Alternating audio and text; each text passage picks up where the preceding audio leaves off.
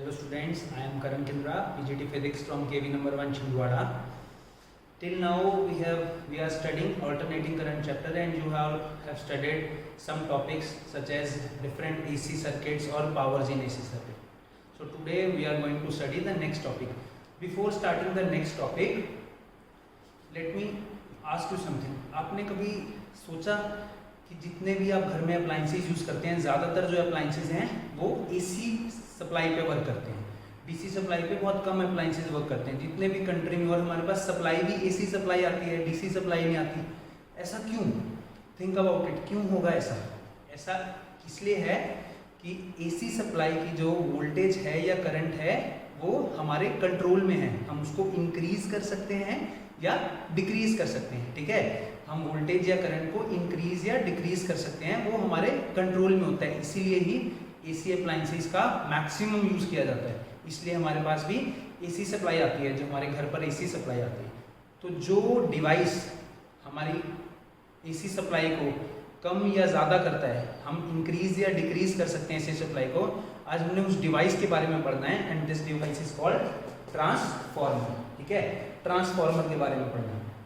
तो ट्रांसफॉर्मर, सबसे पहले इसके इंट्रोडक्शन में कोई पूछे कि ट्रांसफॉर्मर क्या होता है, तो क्या होता है?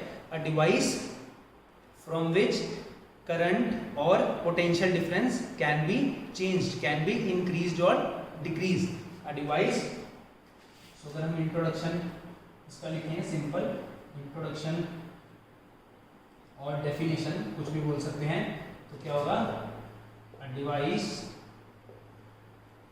Used to change potential difference or current from alternating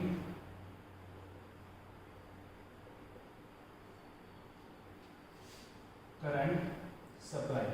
alternative current supply में जो डिवाइस ऑल्टरनेटिंग वोल्टेज और करंट को चेंज करने में यूज होता है, उसको इंक्रीज या डिक्रीज कर सकता है, उस डिवाइस के बारे में पढ़ना है. That is called transformer. अब ट्रांसफार्मर में दो तीन चीजें हैं. सबसे पहले इस डायग्राम की तरफ देखिए. इस डायग्राम में क्या है? एक फ्रेम जैसा बना हुआ है. ये फ्रेम बना हुआ है. This frame is made up of a material called soft iron. Soft iron material पे बना हुआ है. इसके बहुत सारे मतलब रीजंस हैं कि क्यों सॉफ्ट आयरन बना हुआ है, क्यों बना हुआ है. आपने लास्ट चैप्टर्स में भी पढ़ा होगा. इसकी ससेप्टिबिलिटी बहुत ज़्यादा होती है. ससेप्टिबिलिटी ज़्यादा होने के कारण क्या है? ये फ्लक्स लीक नहीं होने देता, अपने पास मैग्नेटिक फील्ड लाइंस को रखता है. तो ये हमारे को फ्रेम बना हुआ है सॉफ्ट आयरन का. अगर हम इसके कंस्ट्रक्शन की तरफ जाएं, तो इसके कंस्ट्रक्शन में first is soft iron. Soft iron का एक फ्रेम है. ये जो फ्रेम है ये किसका बना हुआ है? सॉफ्ट आयरन का. और ये क्या है? ये लैमिनेटेड है. इसको हम लैमिनेटेड मतलब ये ऐसे है, एक फ्रेम, इसके ऊपर दूसरा फ्रेम, बहुत सारे फ्रेम्स रखे हुए हैं. एक फ्रेम, दूसरा फ्रेम, तीसरा फ्रेम, एक के बाद एक फ्रेम रखा हुआ है यहाँ.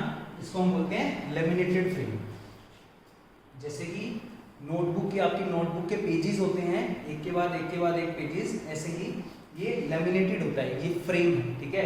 अब सेकंड चीज आप क्या देख रहे हैं? इस फ्रेम के ऊपर क्या लगा हुआ है? ये ग्रीन कलर में मैंने क्या कर रखा है? कॉइल्स की वाइंडिंग कर रखी है. जैसे आपने सोलेनॉइड पढ़ा था, कॉइल्स की क्या कर रखी है? इसके ऊपर वाइंडिंग कर रखी है. तो सेकंड इज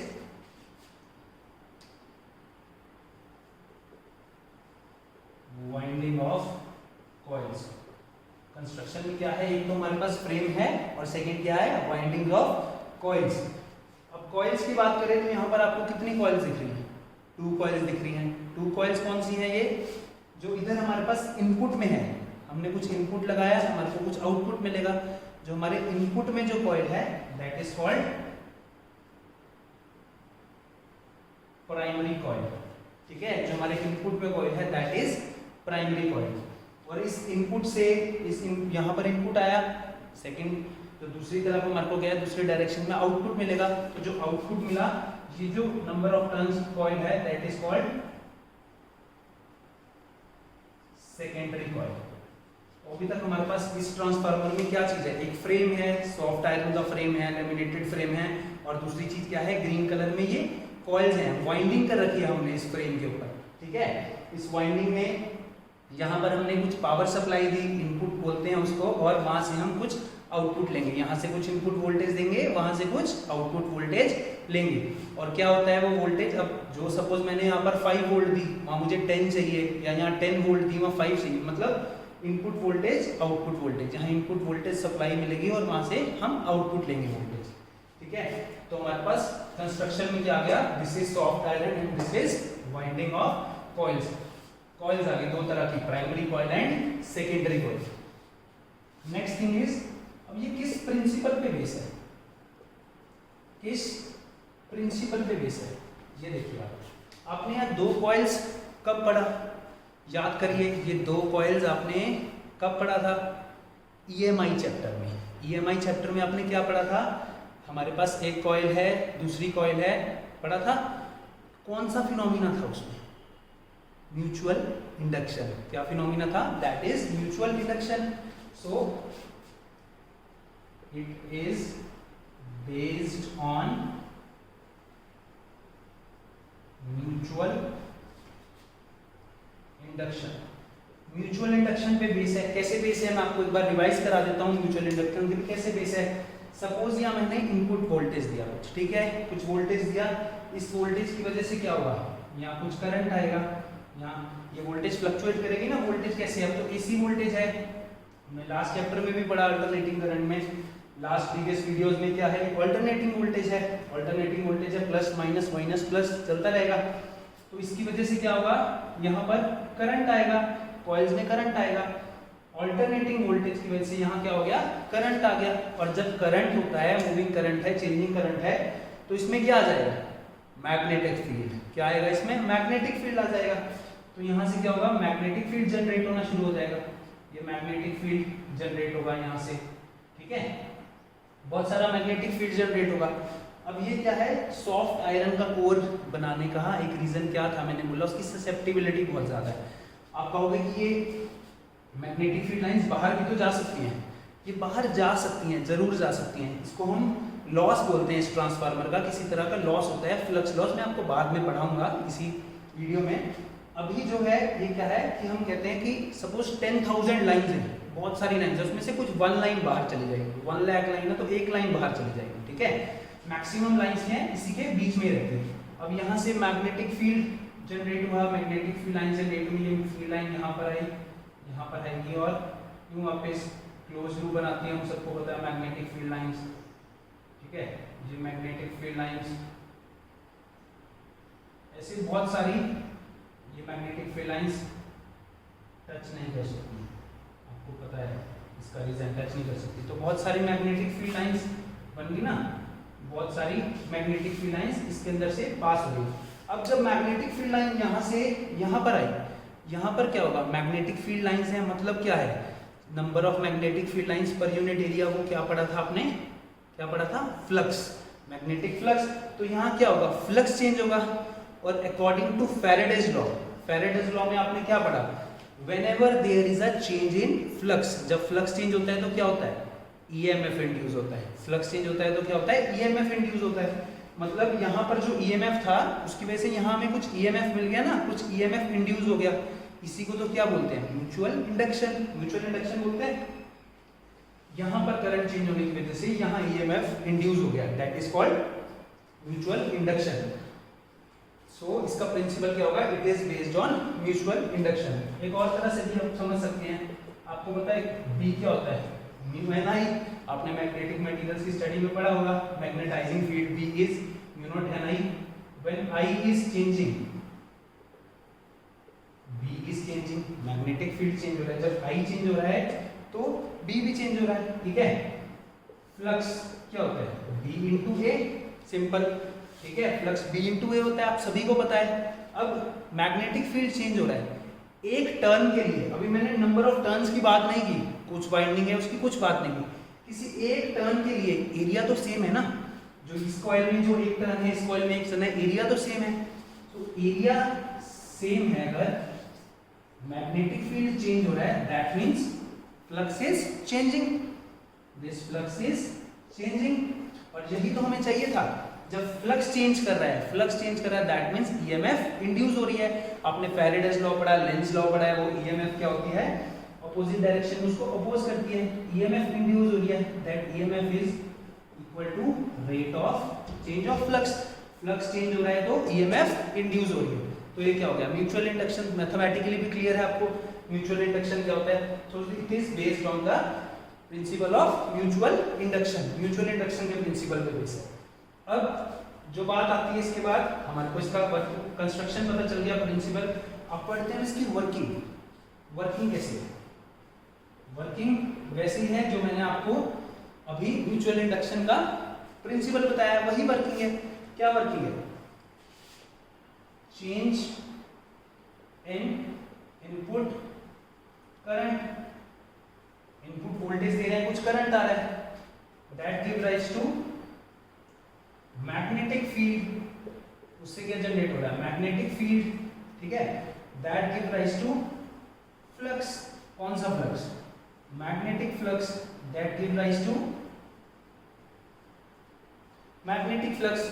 करंट की वजह से मैग्नेटिक फील्ड चेंज हुआ, दैट मींस एरिया सेम है तो क्या चेंज हुआ, मैग्नेटिक फ्लक्स चेंज हुआ। मैग्नेटिक फ्लक्स चेंज हुआ तो क्या होगा हमारे पास, ईएमएफ इंड्यूस्ड। हमारे को ईएमएफ मिला और वो हम ईएमएफ यहाँ आउटपुट पे ले लेंगे, तो हमारे को इनपुट के कॉरस्पॉन्डिंग आउटपुट वोल्टेज मिल गया ना।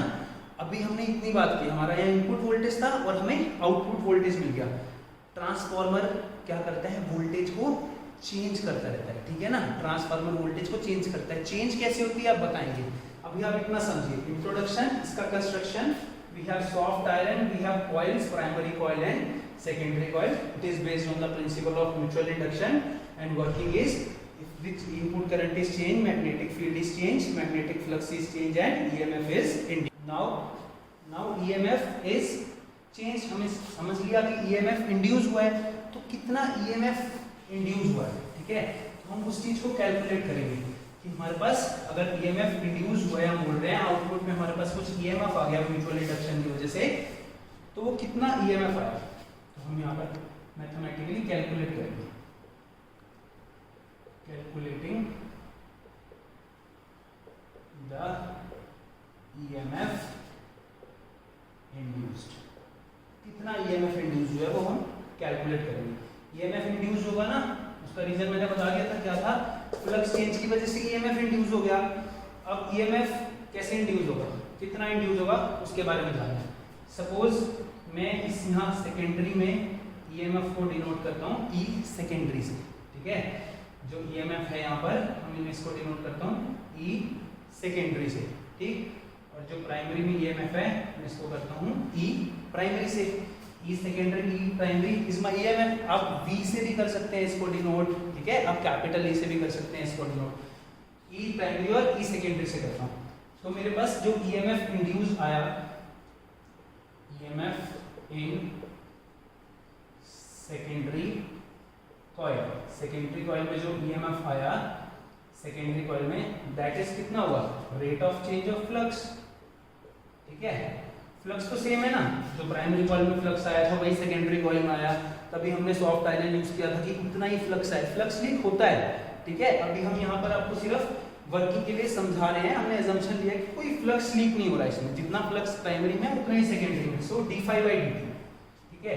और अब क्या चीज चेंज होगी, ये तो एक टर्न की वजह से ईएमएफ इंड्यूस है, एक टर्न में। यहाँ suppose number of turns is in secondary, ठीक है, और यहाँ number of turns in primary coil in NP, 1 turn, second turn, third turn, fourth turn, ठीक है, 3 टर्न, ऐसे ही n टर्न्स होंगी जनरल फॉर्मूला के लिए। तो NP number of turns in secondary coil is NS, ठीक है। तो ये तो एक टर्न में फ्लक्स आ गया, NS टर्न्स में कितना होगा, NS इंटू d∅dt, ठीक है।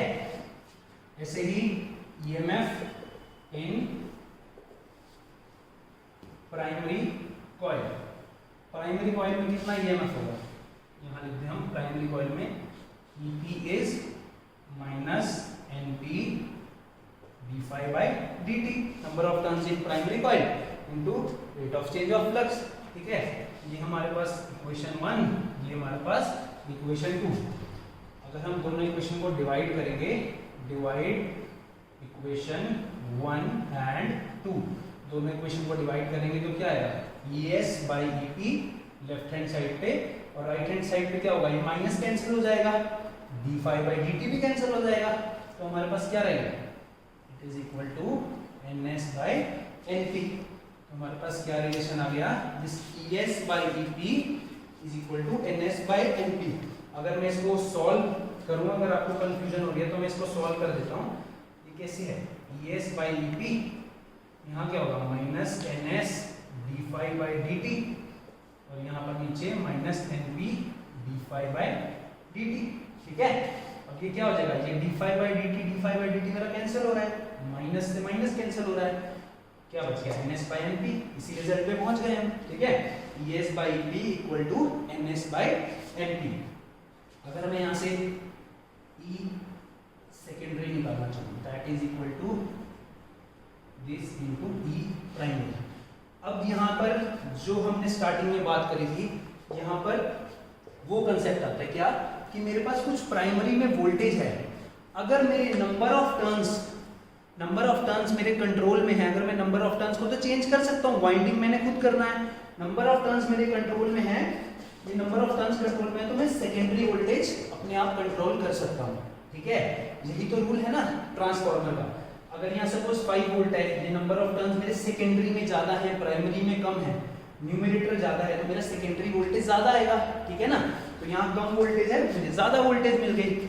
अगर मैं सेकेंडरी में टर्न्स कम रखता हूँ, यहाँ कम टर्न्स रखता हूँ, यहाँ ज्यादा टर्न्स रखता हूँ, ठीक है, तो न्यूमरेटर मेरा क्या होगा, कम है, डिनोमिनेटर ज्यादा है, तो मेरे पास आउटपुट में क्या आएगी, वोल्टेज कम आएगी।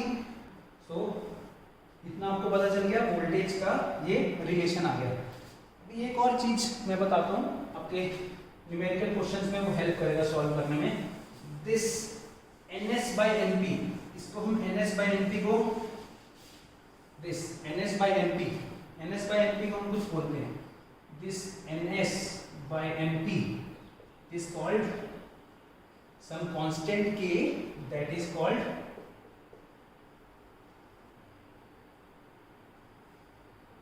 Transformer ratio. इसको हम ट्रांसफॉर्मर रेशियो बोलते हैं। यही तो क्योंकि सब कुछ रोल प्ले कर रहा है ना, इसलिए हम इसको ट्रांसफॉर्मर। अगर मेरे सेकेंडरी कॉइल ज्यादा हैं, प्राइमरी कॉइल्स कम हैं, तो मेरी आउटपुट वोल्टेज ज्यादा है। चलिए मैं एक एग्जांपल से इसको समझें। Let us take an example. Suppose I have this 10 turns in my secondary coil. Secondary coil में मेरे पास 10 टर्न्स हैं और प्राइमरी कॉइल में मेरे पास 2 टर्न्स हैं, ठीक है। तो मेरा आपसे पूछेंगे what is the transformer ratio. एक तो क्वेश्चन आएगा आपके पास ट्रांसफॉर्मर रेशो बताइए, और सेकंड आएगा कि find the output voltage. Output में हमारे को कितना वोल्टेज कर रहा है वो फाइंड आउट करो।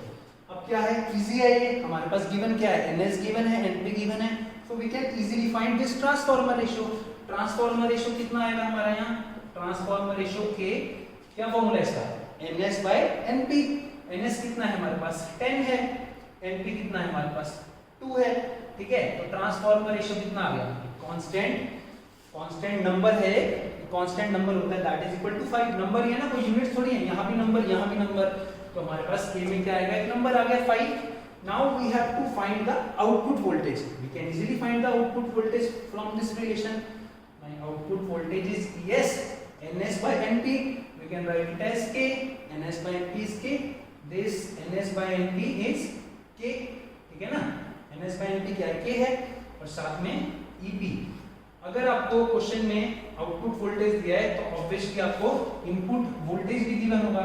सपोज इनपुट वोल्टेज आपको 200 वोल्ट गिवन है, मैं सिर्फ एक एग्जांपल ले रहा हूँ, 200 वोल्ट गिवन है। अगर इनपुट वोल्टेज या प्राइमरी कॉइल्स में जो वोल्टेज हम दे रहे हैं इनपुट वोल्टेज दैट इज 200, तो we can easily find output voltage and my output voltage is कितना आएगा, आउटपुट वोल्टेज 5 into 2 1000 वोल्ट्स।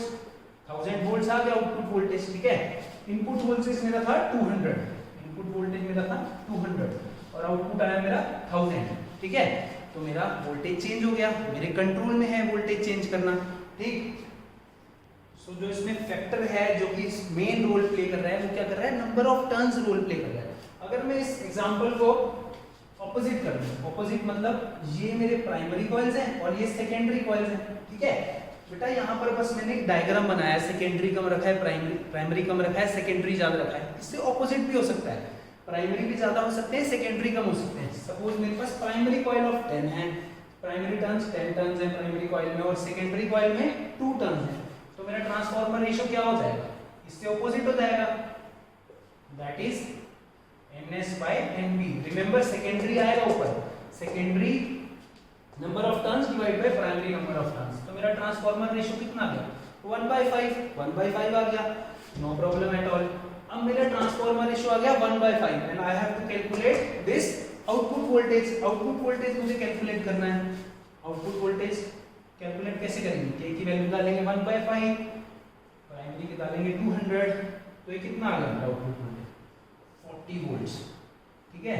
तो कभी हमेशा ऐसा नहीं है, इसको क्रैम नहीं करना कि वोल्टेज हमेशा इंक्रीज होती है। देखिए यहाँ वोल्टेज डिक्रीज हो रही है, जब मेरा प्राइमरी कॉइल में टर्न्स ज्यादा हैं और सेकेंडरी कॉइल में टर्न्स कम हैं तो मेरा वोल्टेज क्या हो रहा है, डिक्रीज हो रहा है। जब प्राइमरी कॉइल में वोल्टेज टर्न्स कम है, सेकेंडरी कॉइल में टर्न्स ज्यादा हैं तो मेरा वोल्टेज क्या हो रहा है, इंक्रीज हो रहा है। इसी को बेसिस पे हमने ट्रांसफॉर्मर्स 2 टाइप्स में डिवाइड कर दिए हैं। वो क्या 2 टाइप्स है, देखिए वो 2 टाइप्स को हम क्या बोलते हैं, जब हमारे वोल्टेज सेकेंडरी कॉइल में इंक्रीज हो रहा है। 2 टाइप्स, क्या 2 टाइप्स हैं, ठीक है। जब हमारा voltage in secondary coil greater है वोल्टेज इन प्राइमरी कॉइल से, ES/EP क्या हो गया, ग्रेटर देन 1 हो गया, ठीक है ना। ES EP से डिवाइड करेंगे, ग्रेटर देन 1 हो गया। When ES/EP is greater than 1 that means क्या हो गया, NS/NP इज ग्रेटर देन 1, ठीक है। ES/EP greater than 1 that means NS/NP greater than 1।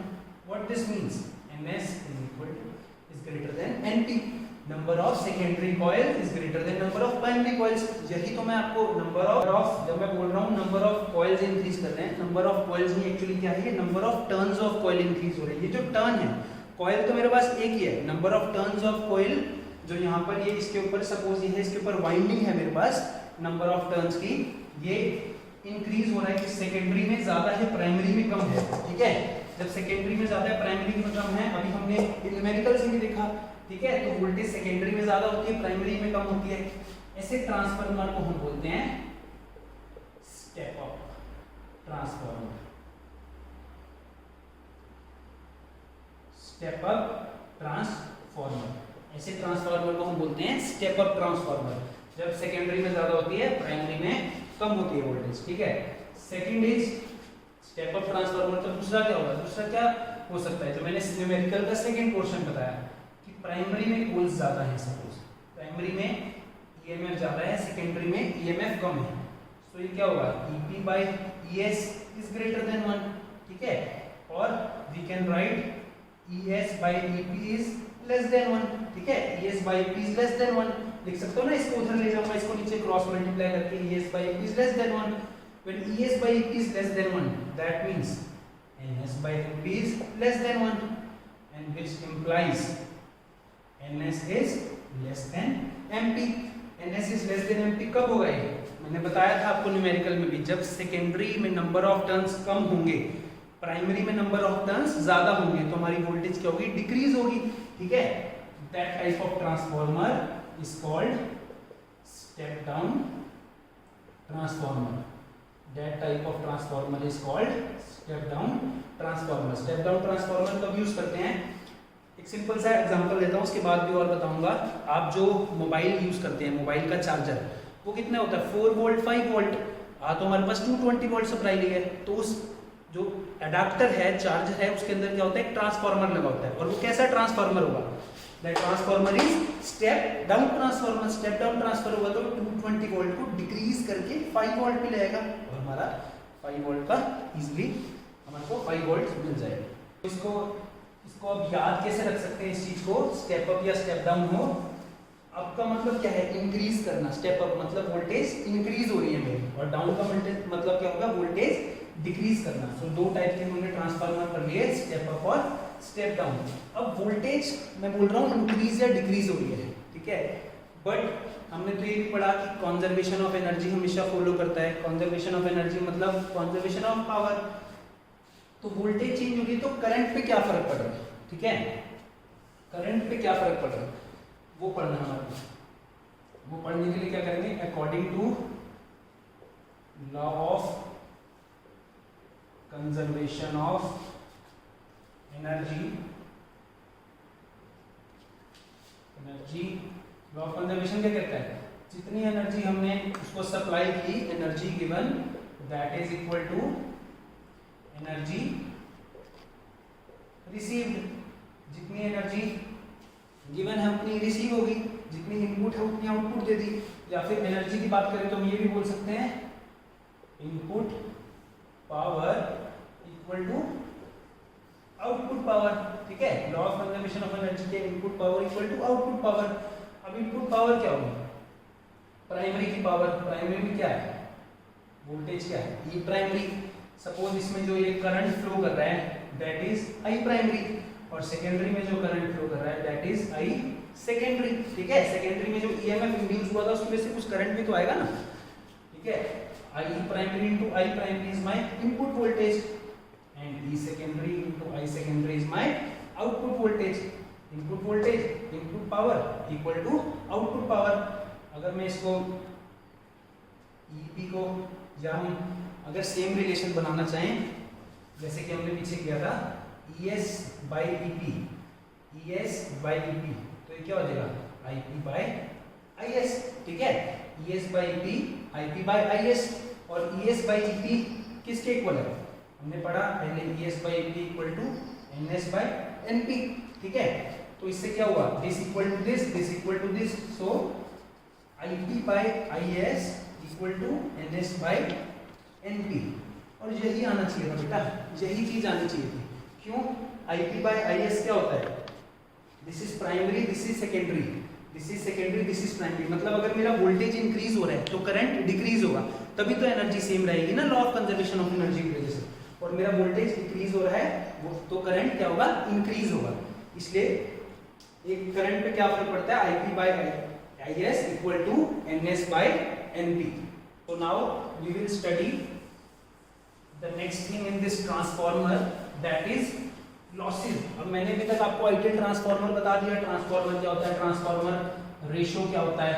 अब जो मुझे पढ़ना है that is losses in transformer.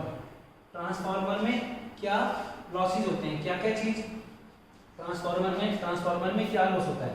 सबसे पहला जो मेरे पास है that is flux, that is losses in, that is flux losses।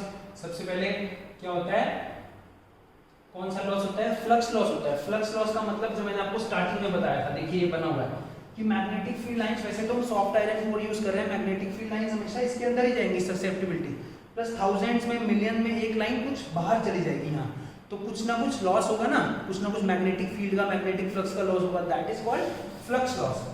Second thing is जो हमने यहाँ पर करना है that is hysteresis loss.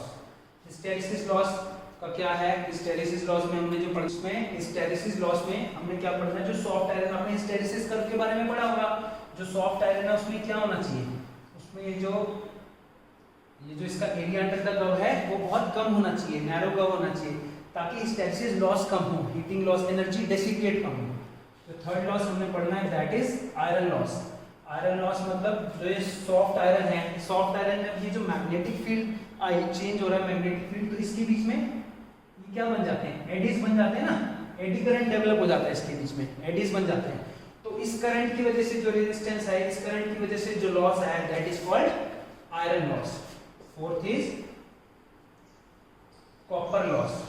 Copper loss क्या, वैसे तो ये जो वाइंडिंग्स हैं बेसिकली जो हमारी ये कॉइल्स हैं ये कॉपर की कॉइल्स होते हैं, वैसे तो कॉपर क्या है बेटा, कॉपर बहुत अच्छा कंडक्टर बोलते हैं हम इसको, पर फिर भी कुछ ना कुछ इसमें रेजिस्टेंस होता है, ठीक है।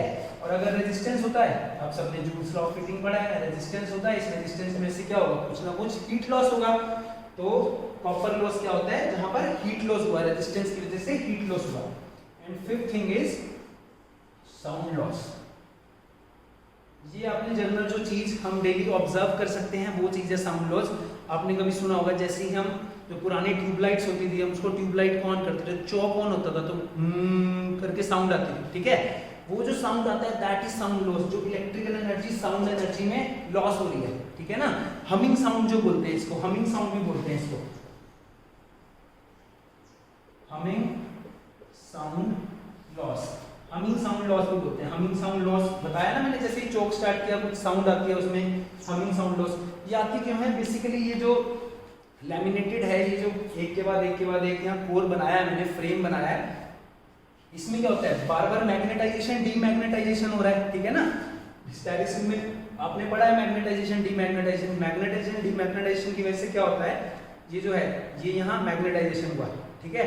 ये जो कॉइल्स हैं, ये जो फ्रेम है, अपने आप ये ऐसे लूज हो जाता है, फिर मतलब एक तरह से रिपेल हो जाता है, फिर ये अट्रैक्ट हो जाता है, मैग्नेटाइजेशन डीमैग्नेटाइजेशन। तो इसकी वजह से साउंड क्रिएट होती है, ये क्लैपिंग साउंड, जो आप करके साउंड सुनते हो, ठीक है, that is called sound loss.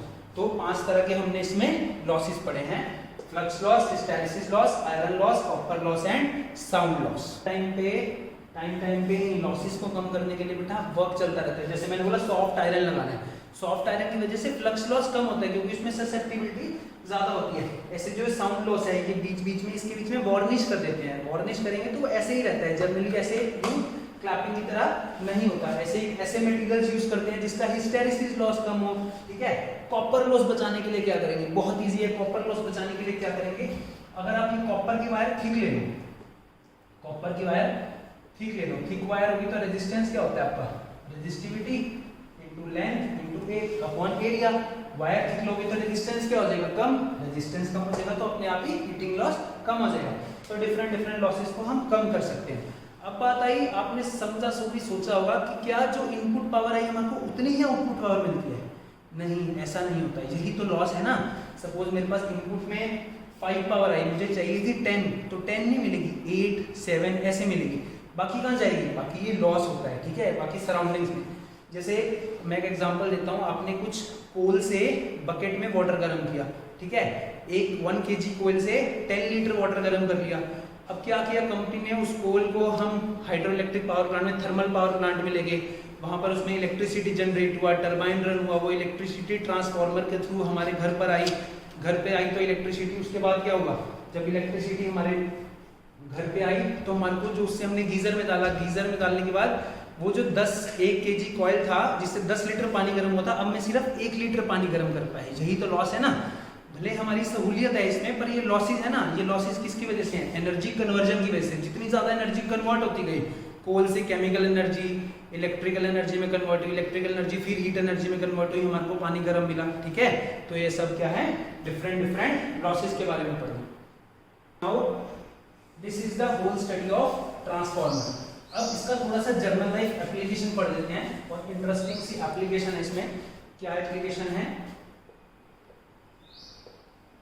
Application इसकी क्या एप्लीकेशन है, सपोज मेरे पास यहाँ पर कोई पावर स्टेशन है, उसको हम पावर ग्रिड भी बोलते हैं। जब बहुत सारे स्टेशन से एक जगह लाइट आती है, एक जगह इलेक्ट्रिसिटी हम इकट्ठी करते हैं, उसको पावर ग्रिड भेजते हैं। और मुझे इस लाइन से यहाँ पर होम में किसी के हाउस में लाइट भेजनी है, ठीक है। तो सपोज यहाँ पर मैंने 10 या बोलेंगे 1 लाख चलेगा, 1 लाख करेगा, 1 2 3 4 5 6 10 लाख में 10 लाख वॉट इलेक्ट्रिसिटी यहाँ पर मैंने बना दी। मतलब इसको बोल सकते हैं 10 raised to power 1 2 3 4 5 6 10 raised to power 6 what, या इसको क्या बोल सकते हैं 1 मेगावाट। 1 मेगावाट इलेक्ट्रिसिटी यहाँ पर मैंने डेवलप कर दी। 1 मेगावाट इलेक्ट्रिसिटी या पावर डेवलप करने का मतलब क्या है, सपोज मेरे पास ये 1000 वोल्ट था, 1000 एम्पियर था, तो मेरे पास यहाँ पर क्या आ गया 10 raised to power 6 megawatt power आ गई, ठीक है। अब मेरे पास कितना है करंट 1000, इसमें यहाँ से यहाँ तक जाने में कुछ ना कुछ हीट लॉस होगा ना, I स्क्वायर आर, कुछ ना कुछ हीट लॉस होगा। कितना होगा 1000 स्क्वायर इंटू आर, इतना हीट लॉस हो जाएगा। ठीक, अब ये मेरे हाथ में है ना कि मैं, ये तो मल्टीप्लिकेशन है, मैं इसको कम कर दूं, इसको बढ़ा सकता हूँ। ठीक है, तो मैंने सेकंड केस में क्या किया, मैंने इसको तो 10⁵ कर दिया इंटू 10 कर दिया, 10 एम्पियर करंट। तो यहाँ जो मेरा हीट लॉस आया वो कितना आया 10 स्क्वायर इंटू आर। ठीक है, बहुत कम हो गया ना हीट लॉस। हीट लॉस कम हो गया तो हमारे को आउटपुट पे ज्यादा पावर मिलेगी। आप खुद देखिए यहाँ पर मेरे पास 1 मेगावाट पावर थी।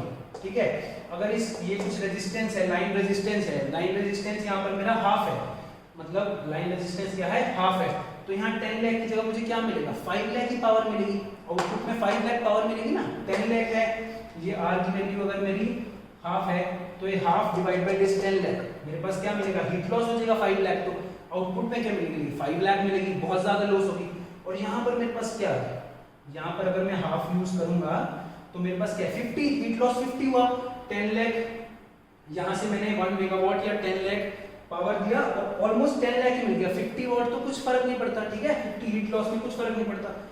तो इससे हमें क्या पता चला, ये चीज हम बढ़ा सकते हैं। और ये चीज कैसे बढ़ाएंगे, यही तो हमने पढ़ा है आज ट्रांसफार्मर से। तो हम इसके बाद क्या लगा होता है, हमेशा यहाँ लगा होता है step up transformer. Step up transformer, suppose मैंने यहाँ तो यहाँ से जितनी भी सप्लाई दी सपोज दी, तो मैं यहाँ क्या करता हूँ स्टेप अप ट्रांसफार्मर लगा देता हूँ। स्टेप अप ट्रांसफार्मर में क्या होगा, मेरे हाथ में है, मैं वोल्टेज को इंक्रीज कर दूंगा और करंट डिक्रीज हो जाएगा ऑटोमेटिकली। करंट डिक्रीज हो जाएगा तो मेरे पास क्या हो जाएगा, हीट लॉस कम हो जाएगी और मुझे मैक्सिमम आउटपुट मिलेगा। वही चाहिए हमारे को। तो एक एप्लीकेशन, ये क्या चीज है, इसको बोलते हैं लॉन्ग ट्रांसमिशन। लॉन्ग ट्रांसमिशन बोलते हैं। ठीक है, और इससे उल्टा स्टेप डाउन ट्रांसफार्मर कहाँ यूज करेंगे, स्टेप डाउन ट्रांसफार्मर कहाँ यूज करेंगे, स्टेप डाउन ट्रांसफार्मर यूज कर सकते हैं वेल्डिंग पर्पस में। ठीक है, for welding purpose. Welding purpose में क्या होता है, हम स्टेप डाउन ट्रांसफार्मर यूज करेंगे, वोल्टेज डिक्रीज कर देंगे, करंट बहुत ज्यादा इंक्रीज हो जाएगा। करंट इंक्रीज हो जाएगा मतलब हीट बहुत ज्यादा इंक्रीज हो जाएगी। हीट इंक्रीज होगी, वैसे उसी से ही वेल्डिंग होती है। मेरे पास सपोज ये दो चीज मुझे वेल्ड करनी है, मैंने यहाँ पर कुछ इलेक्ट्रोड लगा दिया, यहाँ कुछ पावर सप्लाई दे दिया।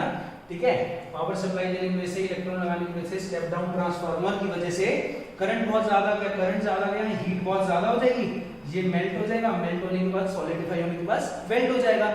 तो वेल्ड करने के लिए हम स्टेप डाउन ट्रांसफार्मर का यूज कर सकते हैं। आपके टीवी में, रेफ्रिजरेटर में बहुत सारी जगह ट्रांसफार्मर यूज होते हैं। जो पावर सप्लाईज होती हैं, पावर स्टेबलाइजर्स होते हैं, उसमें भी ट्रांसफार्मर का यूज कर सकते हैं। तो ये सब ट्रांसफार्मर के बारे में था। जब आपके एग्जाम में आएगा आपको प्रिंसिपल याद होना चाहिए, इसका डायग्राम कैसे बनाना है याद होना चाहिए, वर्किंग पता होना चाहिए, ट्रांसफार्मर रेशियोज के बारे में पता होना चाहिए, ES by EP is NS by NP equal to IP by IS, ये रिलेशन के बारे में पता होना चाहिए। अब एक छोटी सी चीज मैं जल्दी से बताता हूँ, ये जो ट्रांसफार्मर है, ये ट्रांसफार्मर जनरली स्टडी पर्पस के लिए यूज हुआ। जो हम ट्रांसफार्मर यूज करते हैं वो ऐसा कुछ E टाइप ट्रांसफार्मर यूज करते हैं। ठीक है, ऐसा E टाइप ट्रांसफार्मर यूज करते हैं। E टाइप ट्रांसफार्मर क्यों यूज करते हैं, जो ये एडी करंट्स है, ये एडी करंट्स का पाथ बहुत ज्यादा बढ़ा देता है। एडी करंट्स का पाथ बहुत ज्यादा बढ़ा देता है, उसकी वजह से क्या होता है, जो हमारे लॉसेस हैं वो मिनिमाइज हो जाते हैं। ई ट्रांसफार्मर भी ऐसे यूज करते हैं फ्रेम से, बहुत सारे ई ये साथ में क्लब कर देते हैं। क्लब करने के बाद क्या होता है कि हम जो यहाँ पर है, ये यहाँ प्राइमरी कॉइल और यहीं पर ही, अगर मैं आपको बताऊं, यहीं पर ही यहाँ सेकेंडरी कॉइल्स की वाइंडिंग होती है। इससे क्या होता है, एयर में इतना फ्लक्स लॉस भी नहीं होता यहाँ से यहाँ जाने में। यही प्राइमरी कॉइल है, यही मेरी सेकेंडरी कॉइल है। क्या करते हैं, वाइंडिंग्स करके ये ई है जो ई के अंदर यहाँ पर इस इंसर्ट कर देते हैं। ठीक है, तो ये भी जो जनरल ट्रांसफार्मर यूज होते हैं ज्यादातर, वो ऐसे ई टाइप ट्रांसफार्मर यूज होते हैं। इसको स्टेपल टाइप ट्रांसफार्मर भी बोलते हैं या शेल टाइप ट्रांसफार्मर भी बोलते हैं। ठीक है, ये पूरी आपको ट्रांसफार्मर की थ्योरी है। थैंक यू बेटा।